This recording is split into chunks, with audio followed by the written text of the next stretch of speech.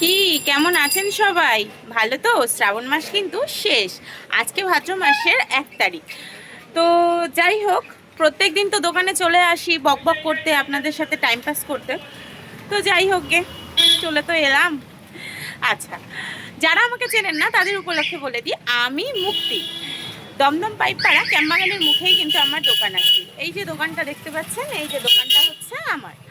তো এই দোকানের মধ্যে সকালবেলায় কিন্তু হোটেল চলে, মানে এইরকম দুপুরবেলায় হোটেল চলে, মধ্যাহ্নের ভোজ। সেখানে কিন্তু ভাত, ডাল, ভাজা, সবজি, মাছ, মাংস, ডিম, মানে দুপুরের যা যা আইটেম থাকে আর কি, সেগুলো সব পাওয়া যায়। আর রাত্রেবেলায় কিন্তু রুটির দোকান, সেখানে কিন্তু রাত্রেবেলায় রুটি, সবজি, ঘুগনি, ডিমের কারি, গিলেমেটে। গিলেমেটে কিন্তু ভীষণ স্পেশাল আইটেম। এতদিন শ্রাবণ মাস ছিল বলে দোকানে গিলেমেটে করছিলাম না, কিন্তু আজকে থেকে আবার গিলেমেটে চালু হবে। চিকেন, গিলেমেটে এগুলো সম্পূর্ণই সবই পাওয়া যাবে রাত্রেবেলার দোকানে। গিলেমেটে কিন্তু আমার দোকানের একটা সিগনেচার আইটেম। সন্ধ্যাবেলায় গিলেমেটে মানে আপনি যদি 9:30-10টার সময় আসেন পাবেন না গিলেমেটে। গিলেমেটের এত পরিমাণ চাহিদা আছে আমার দোকানে, আর অনেকটা টেস্টফুলও হয়, সবাই বলে অনেকটা ভালো লাগে। তা অনেক জায়গায় পাওয়া যায়, দমদমের ওদিকেও অনেক জায়গায় গিলেমেটে পাওয়া যায়, কিন্তু যারা গিলেমেটেটা নিয়ে যায় তারা বলে এইখানকার মতন গিলেমেটে টেস্টফুল হয় না। তো যাই হোক, গিলেমেটেটা হচ্ছে আমার দোকানের সিগনেচার আইটেম, সবাই প্রচণ্ড ভালোবাসে। তো আজকে থেকে গিলেমেটে চালু হয়ে যাচ্ছে, গিলেমেটে কিন্তু আজকে থেকে পাওয়া যাবে। যারা ফেসবুক থেকে আমার এই ভিডিওটা দেখছেন তারা কিন্তু অবশ্যই ফলো করে দেবেন, এরকম দোকানের আপডেট কিন্তু আমি নিয়েই আসি। আর যারা ইউটিউব থেকে আমার এই ভিডিওটা দেখছেন তারা কিন্তু সাবস্ক্রাইব করতে একদমই ভুলবেন না, সাথে কিন্তু একটা লাইকও দিয়ে দেবেন। দেখুন, একটা লাইক বা সাবস্ক্রাইব করলে আপনাদের কিন্তু কিছু আসবে যাবে না, কিন্তু আমার অনেকটা উপকার হবে।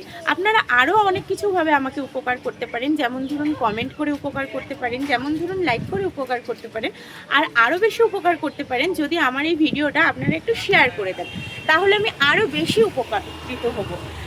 আর এমনিতেও আপনারা আমার এই ভিডিওটা দেখতে, দুপুরের যে আমি দোকানে কী রান্না করি সেই যে ভিডিওটা প্রত্যেকদিন নিয়ে আসি, এই ভিডিওটা দেখতে কিন্তু আপনারা অনেক পছন্দ করেন। আচ্ছা, অনেকক্ষণ কথা বলে নিলাম, এবার কিন্তু দেখাবো দোকানে আমি কি কি রান্না করেছি। সেরকম কিছু রান্না করছিলাম না এতদিন, আজকে আবার একটু রান্না করেছি।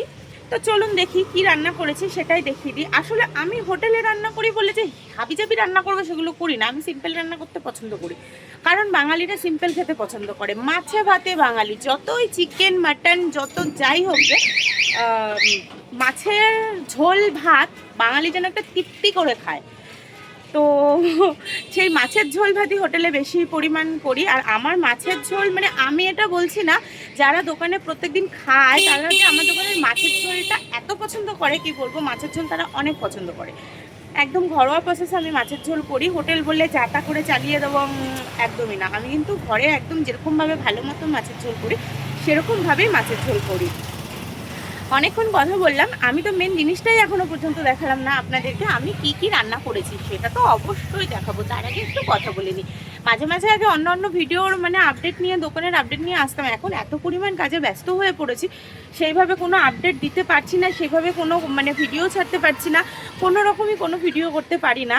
এতে আমার ফেসবুক আর মানে ইউটিউবের যে রিচটা সেটা কিন্তু অনেকটাই কমে গেছে।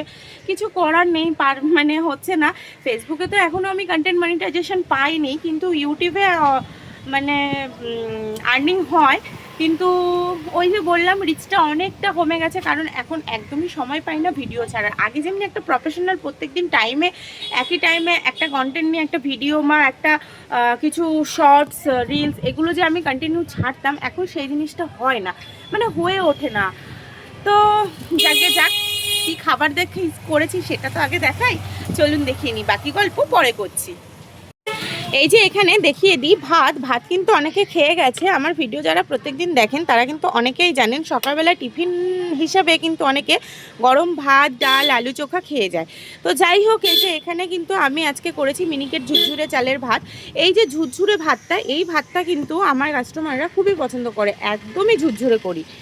তো আর কি করেছি, প্রত্যেক দিনের মতন এই যে এখানে আলু মাখা করেছি। আজকে কিন্তু কোনো ভাজার আইটেম করিনি, আজকে করেছি এখানে আলু মাখা। অনেকে খেয়ে গেছে। এখানে একটা অমলেট আছে ডবল ডিমের, তিনি মাছ খাবেন না, তার জন্য আমি এখানে ডবল ডিমের অমলেট করেছি। এখানে কয়েকটা মাছ ভাজা রেখেছিলাম, কারণ সকালে যারা খেয়ে যায় তারা মাছ ভাজাটাই খায়, কারণ তখনও অবধি মাছের ঝোল হয়ে ওঠে না। তো মাছ ভাজা খেয়ে গেছে, আর 3টে মাছ ভাজা এখানে আছে, কেউ এলে চাইলে দেবো, না হলে আর কি। এই যে এখানে করেছে আজকে মাছের তেল। সমীর আজকে যে মাছটা নিয়ে এসছে এত ভালো, একদম থকা মাছ, তার সাথে সাদা একদম তেল দিয়েছে। এই তেলটা আমি আজকে পেঁয়াজ রসুন দিয়ে ভেজেছি। এই মাছের তেল ভাজাটা খেতে কিন্তু দোকানে কাস্টমাররা অনেক পছন্দ করে।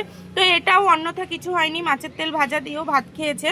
মাছের তেল ভাজা, ভাত, ডাল, আলু চোখা, মাছ ভাজা দিয়ে ভাতটা খেয়ে গেছে। তো আর এখানে কি করেছি, এখানে কিন্তু করেছি মুসুরির ডাল।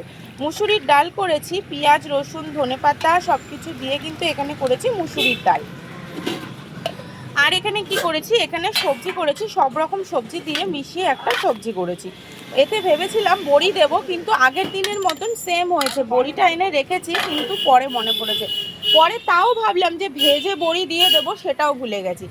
আর এখানে করেছি অন্য একজনের রিকমেন্ডে কাতলা মাছ পটল দিয়ে আলু দিয়ে ঝোল। উনি কিন্তু এই কাতলা মাছ এটা আলাদা করেই নেয়। কাতলা মাছের দুটো পেটি এরকম থাকে, একদম পুরো থকা কাতলা মাছের পেটি, পটল দিয়ে আলু দিয়ে ঝোল। এটা ওনার রিকমেন্ডে রান্না করা হয়েছে। এটা কিন্তু আমার হোম ডেলিভারি খাবার যায়।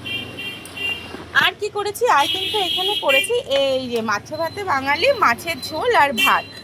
মাছের ঝোল আলু দিয়ে, মাছের ঝোল, মাছের ঝোলটা কিন্তু আমি আলু দিয়েই করি। আর মাছটা আজকে সমীর খুবই ভালো এনেছে, তো মাছের ঝোল করেছি এখানে আলু দিয়ে মাছের ঝোল। যারা দোকানে প্রত্যেকদিন খেতে আসেন তারা জানে যে বেশিরভাগ সময় আমি কি করি, মাছের ঝোল মানে মাছটা সমীর কি করে ডিম ছাড়া মাছ আনে। এখন বর্ষার সময় তো, এখন বেশিরভাগ সময় কি হয় মাছের মধ্যে ডিম থাকে, তাতে মাছের পেটিটা পাতলা। আর মাছের পেটির রিকমেন্ড যে এত, প্রত্যেকে মাছের পেটি। আরে বাবা কোথায় পাবো এত মাছের পেটি, একটা মাছের কটা আর পেটি হবে। তো যাই হোক, প্রত্যেকে মাছের পেটি চায়, তাই জন্য। আর একদম পাতলা হলে ভালো লাগে না, তাই জন্য সমীরকে আমি সবসময় বলি ডিম ছাড়া মাছ আনবে, তাতে 2 পয়সা বেশি লাগুক, কাস্টমাররা খেয়ে যাতে বলে। এই যে খাওয়ার পরে সবাই বলে না দিদি আজকে খুব ভালো খেয়েছি, আজকে রান্নাটা ভালো হয়েছে, মাছটা ভালো ছিল, এই মানে ব্লা ব্লা ব্লা ব্লা আরও নানান ধরনের কথা, যে রিকমেন্ড যে ভালো মানে কথাটা বলে, সেটা কিন্তু আমার অনেক অনেক অনেক ভালো লাগে। আর আপনাদের এই কথাগুলো শোনার জন্যই কিন্তু আমি মানে রান্না করে পয়সা রোজগার, অবশ্যই খাটনি করলে তো রোজগার মানে খাটনি করেই রোজগার করতে হয়, সেটা যার যার খাটনির প্রসেসটা সেরকম যার যার মতন হয়। কিন্তু এই যে খাবার পরে তারা যে ভালো রিকমেন্ড আমাকে দেয়, ভালো কথাটা আমাকে বলে, এতে কিন্তু আমার একদম মন ভরে যায়। তো অনেকক্ষণ কথা বলে নিলাম, এখন আর ভিডিওটা আর বড় করব না, পরে আবার আসবো, কালকে আবার আসবো অন্য একটা ভিডিও নিয়ে। এখন টাটা, ভালো থাকবেন, সুস্থ থাকবেন সবাই, একদমই বলে দিচ্ছি। আর আপনাদেরও যদি হোম ডেলিভারি খাবার লাগে অবশ্যই আমার সাথে যোগাযোগ করবেন। পুরো ভিডিওটা দেখার জন্য অনেক অনেক ধন্যবাদ। প্লিজ একটা লাইক করে দেবেন। টাটা।